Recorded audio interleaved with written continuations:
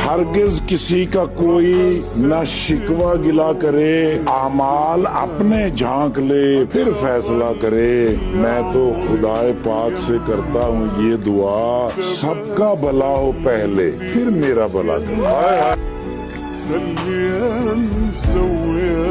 बिल्कुल नहीं रखनी आपने ऐसे इंसान से दोस्ती, और खास तौर पर वो इंसान जो आपको आपके दीन से दूर कर रहा है, यानी जहन्नुम की तरफ लेकर जा रहा है।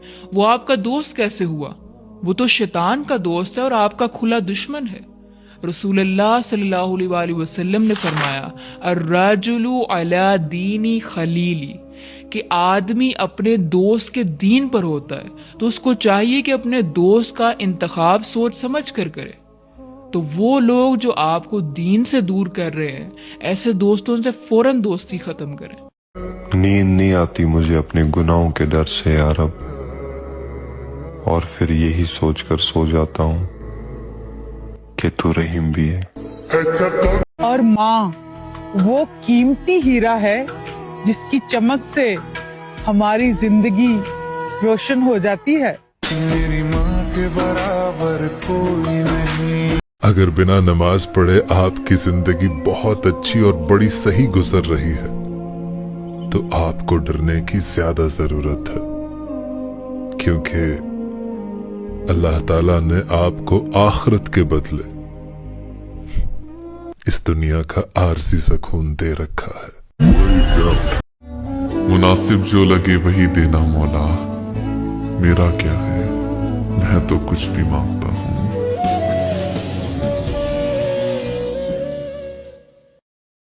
2025 सिर्फ साल नहीं, जीने का अंदाज भी बदलेगा।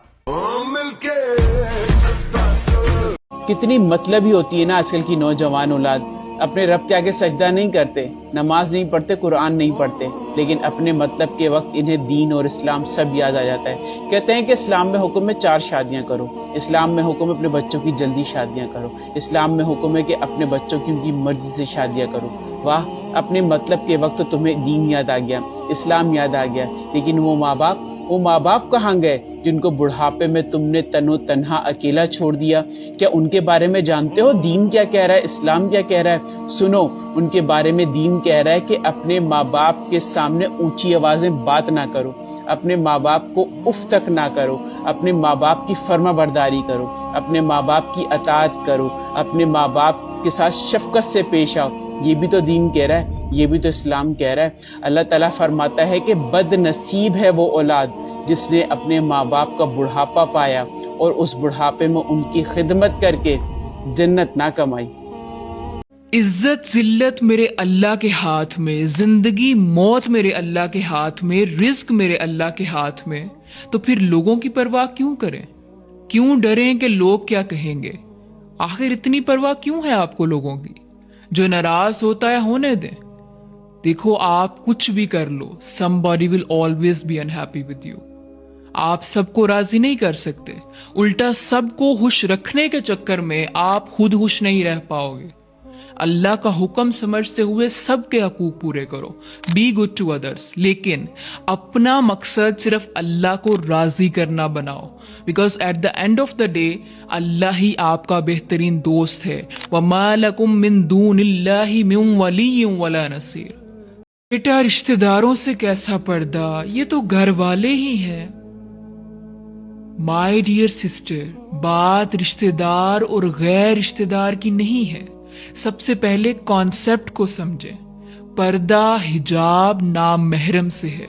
अब वो नामहरम रिश्तेदार में है या गैर रिश्तेदार में, उससे आपने पर्दा हिजाब करना है। अब नामहरम के अलावा महरम कौन से हैं जिनसे आपने पर्दा नहीं करना? सूरह नूर में अल्लाह ताला ने पूरी लिस्ट बता दी है। अब उनके अलावा जितने भी मर्द हैं वो तमाम आपके लिए नामहरम हैं, चाहे वो आपके बहुत अच्छे अंकल हों, आपसे 10 साल बड़े हों, छोटे हों, अजनबी हों, उस्ताद हो, डजंट मैटर, रूल सब पर अप्लाई होगा। أنا حاير وين أضم हरगिज किसी का कोई न शिकवा गिला करे, आमाल अपने झांक ले फिर फैसला करे। मैं तो खुदाए पाक से करता हूँ ये दुआ, सबका भला हो पहले फिर मेरा भला करे। خلي أنسى وياك